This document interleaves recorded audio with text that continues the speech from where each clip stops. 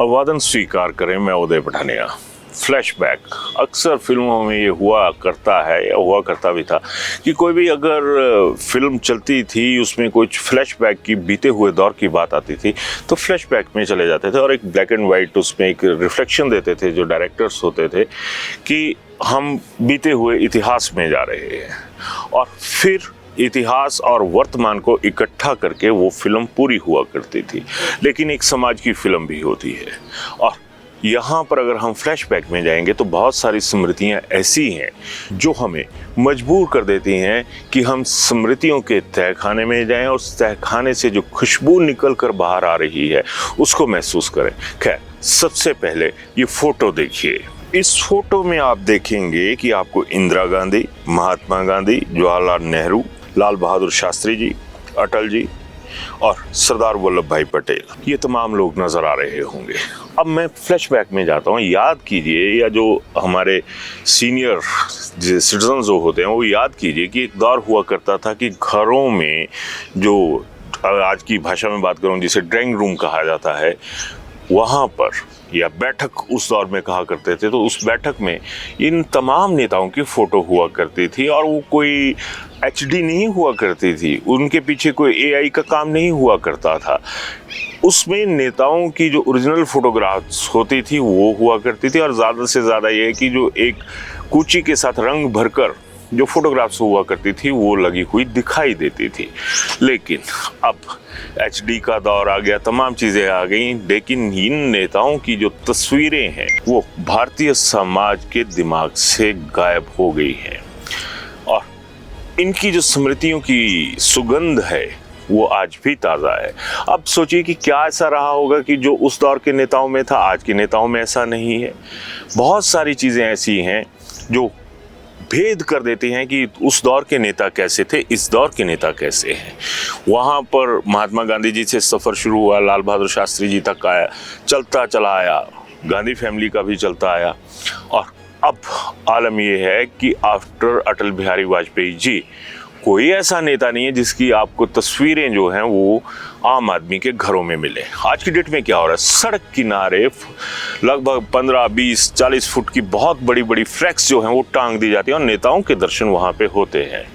लेकिन उन नेताओं के दर्शन नहीं होते जो अब हमारी सिर्फ स्मृतियों में रह गए हैं, उनकी जो यादें हैं वो हमारे साथ जुड़ गई हैं। अब इन्हीं फोटोज़ के साथ जो यादें हैं जरा उनके ऊपर चलते हैं कि उस दौर में हमारा समाज जो हिंदुस्तान का था वो किन लोगों को पसंद करता था। सिलसिलेवार बात करते हैं। सबसे पहले देखिए महात्मा गांधी जी। महात्मा गांधी जी की छवि ऐसी थी जिसमें सत्य, अहिंसा, सादगी और नैतिक जीवन का प्रतीक इन्हें माना जाता था। इसी तरह से आप दूसरी फोटो पे आइए, आपको जवाहरलाल नेहरू की फोटो दिखाई दे रही होगी।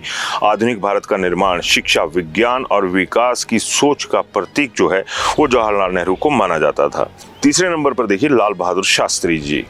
शास्त्री जी की जो ईमानदारी, सादगी और जय जवान जय किसान की भावना थी ये उनके इसी फोटो में नजर आती थी।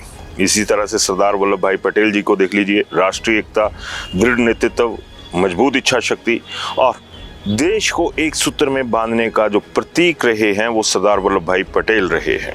अब आगे आ जाइए, इंदिरा गांधी आपको नजर आ रही होंगी। मजबूत नेतृत्व, निर्णायक फैसलों की छवि के कारण बहुत से लोग इनकी तस्वीर को अपने घरों में लगाते थे और इसी युग के अंत में जो रहे हैं उनमें आपको नजर आ रहा होगा कि यहाँ पर अटल बिहारी वाजपेयी जी का जो चित्र है वो है और अटल जी की जो पहचान है वो ओजस्वी वक्ता, लोकतांत्रिक मूल्यों और संतुलित राजनीति के लिए ये सम्मानित रहे हैं। और अटल जी वो व्यक्ति थे जिन्होंने सत्ता को ठोकर मार दी थी और आज लोग याद करते हैं। आप बताइए कि इस जोड़ तोड़ की राजनीति जो आज की डेट में पूरे देश में चली हुई है, क्या उसी बीजेपी में कोई ऐसा नेता है जो अटल जी की तरह अपने इरादों पर अटल हो? और ये तमाम चीज़ें ऐसी थी जिसे हमारा समाज आत्मसात करता था, उनकी दिल से इज्जत करता था। तब कोई घबराहट नहीं होती थी, लोग सम्मानित महसूस किया करते थे कि हमारे नेताओं की जो तस्वीर है वो हमने अपने घरों में लगाई हुई है। अब ना हमारी तकदीर बची इन नेताओं की तस्वीर का तो जिक्र ही किया करना जो आज के दौर के नेता हैं। अब जरा भेद देखिए कि क्या था आज का समाज और पुराने समाज में फ़र्क क्या था। उस वक्त लोगों के घरों में देवी देवताओं के साथ स्वतंत्रता सेनानियों, राष्ट्र निर्माताओं के साथ महान नेताओं की तस्वीरें लगाना आम बात थी। लेकिन आज की डेट में क्या हो गया? खास नेताओं की तस्वीरें जो हैं वो फ्लेक्स पर नज़र आती हैं, वो सोशल मीडिया पे नज़र आती हैं, इलेक्ट्रॉनिक मीडिया पे नज़र आती हैं, अखबारों पे नज़र आती हैं।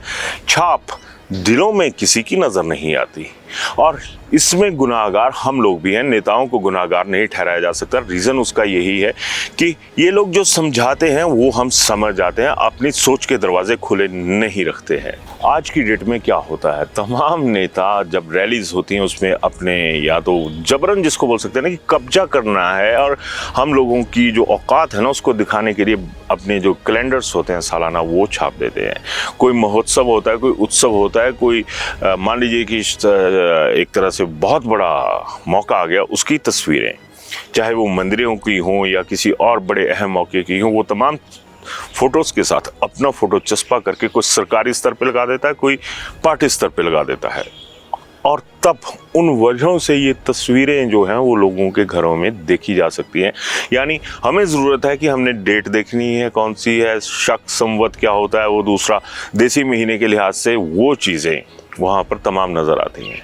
लेकिन हम लोग खो चुके हैं, इस चीज़ से इनकार नहीं किया जा सकता। आज हमारे पास वैसा ही है। श्वेता थोड़ा सा पीछे दिखा दीजिएगा कि यहाँ पर आपको कुदरत, पहाड़ जस के तस है। बदल गए तो हम, बदल गई तो हमारी सोच, या बंधुआ सोच कह लीजिए या राजनीतिक तौर पे सोच लीजिए। राष्ट्रीयता का कहीं कोई मतलब नहीं है। हालिया मसलों पे देखिए कि हमारे 6 जवान ऑपरेशन सिंदूर में शहीद हुए। अब जाकर सरकार ने माना कि 6 लोग हमारे शहीद हुए थे, लेकिन पहले तो यही कहा जा रहा था कि ना हमारा कोई जहाज गिरा ना कुछ और हुआ।